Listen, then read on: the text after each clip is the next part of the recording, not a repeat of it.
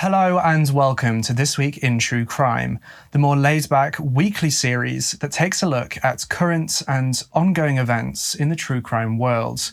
If you'd prefer to listen to this show in a podcast form, then you can. You can find This Week in True Crime on Spotify, Apple Podcasts, or anywhere you would usually go to listen to your podcasts. A link to the podcast version of this show can be found in the description. This week, we'll take a look into the recently uncovered identity of skeletal remains that were found in a Californian desert last month. We explore a high-speed traffic chase which took place at the weekend. And finally, we will take a look at a story about a large shipment of frosted cornflakes which was seized by airport security in Cincinnati. All that and more coming right up.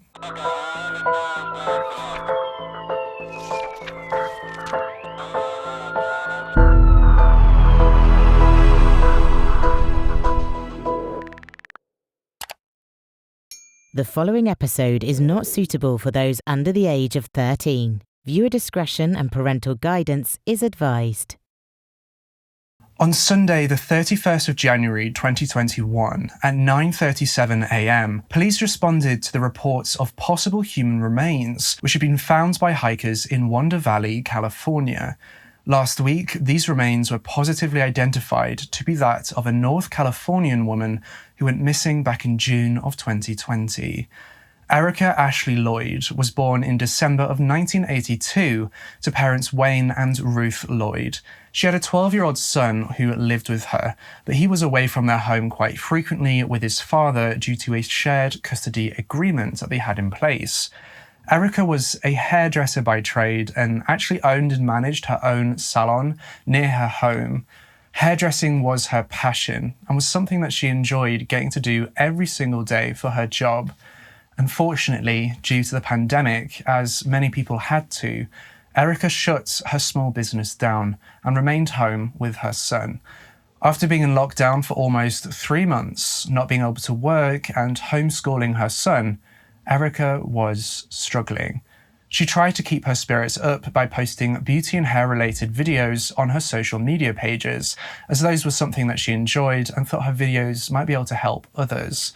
There was a lot of pressure on Erika to look after her family and her home, and not having any income due to her salon being closed only made life harder for her. On Thursday, the 11th of June 2020, Erika dropped her son off at her ex's house as per their custody agreement, which meant that she had a few days to herself.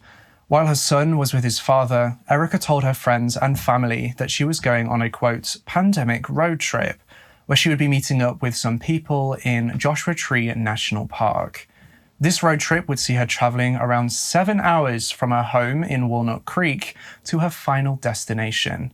Her family encouraged her to get away and take some time for herself, knowing how much strain and stress Erika had been under during lockdown.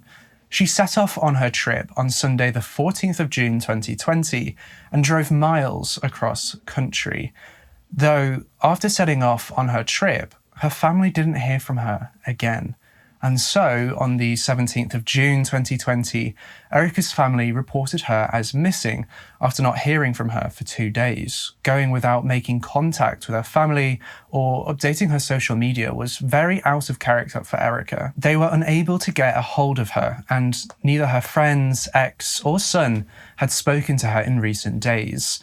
She was last seen in person on Sunday the 14th of June 2020 in the city of Walnut Creek when she left her apartment to start on her road trip. San Bernardino County's Sheriff Department actually located Erika's car the day she was reported as missing. The car was found just off Highway 62 near 29 Palms, which is approximately 500 miles from her apartment in Walnut Creek. The car's front and back windshields had been smashed and the airbags had been deployed and deflated. It was clearly evident to have been some kind of a wreck, though no clues or leads as to Erika's whereabouts could be uncovered. And it was at this point where Erika Lloyd's case went cold. The police had found her car, but she couldn't be found anywhere. Erika had vanished. In July of 2020, a month after her car was found, police ruled that there was no signs of foul play and that they were still actively searching for any signs of Erika.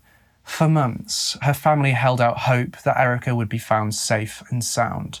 They created Facebook groups to keep people informed on any new information about Erika's whereabouts. It wasn't until the hikers found her remains a whole 8 months after Erika had been reported missing that this case came to a tragic close. Last week, a forensic odontologist was able to positively identify Erika Lloyd's body through the use of her dental records.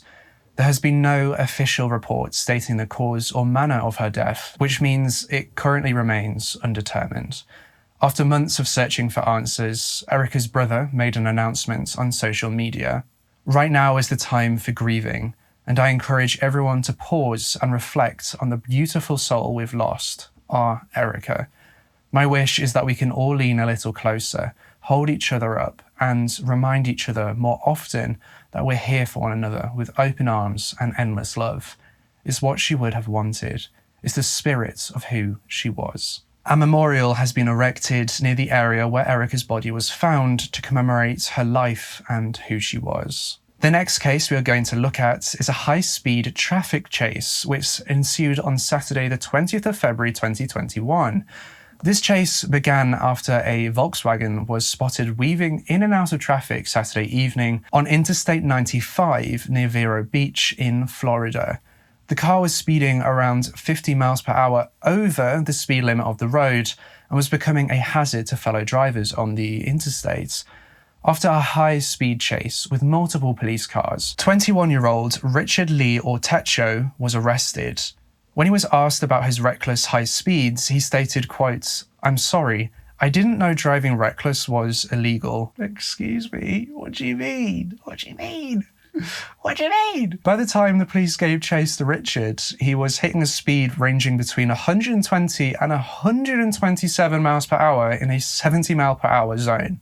Bruh. Richard was firstly arrested for fleeing the police and for reckless driving, but then after a search of his car, Richard was also charged for possession of marijuana and drug paraphernalia. Richard's main defense for his speeding was, quote, because he was listening to a song named Ciente Vente, which means 120, so he was driving 120.